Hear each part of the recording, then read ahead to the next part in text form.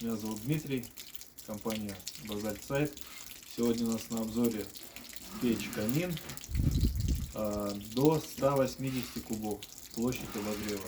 Вот наша красавица. Сейчас расскажу о ней подробнее. Так, печь-камин 180 модель с панорамной дверцей. Вот она открывается. Значит, здесь у нас чугунный колосник съемный. Здесь у нас зольник. Полностью выдвигается. И золу мы выкинули.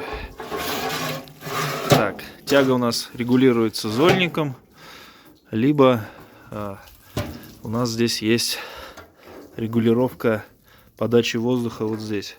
Закрыто, открыто. Данная печь-камин оснащена крышечкой вот такой. Здесь можно поставить чайник, сковородку, кастрюлю. Это все греется.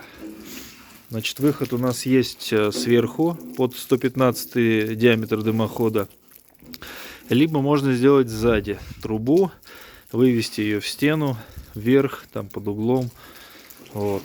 Сейчас покажу, как выглядит камин с трубой. Вот так у нас выглядит печь-камин с трубой. Можно вывести трубу сверху, можно сзади. Соответственно, дрова у нас здесь умещаются большие.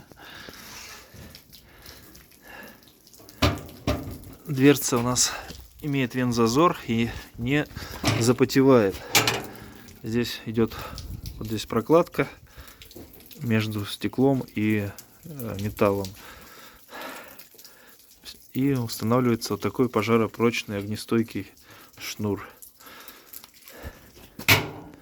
Все, такая вот красавица. Спасибо за просмотр.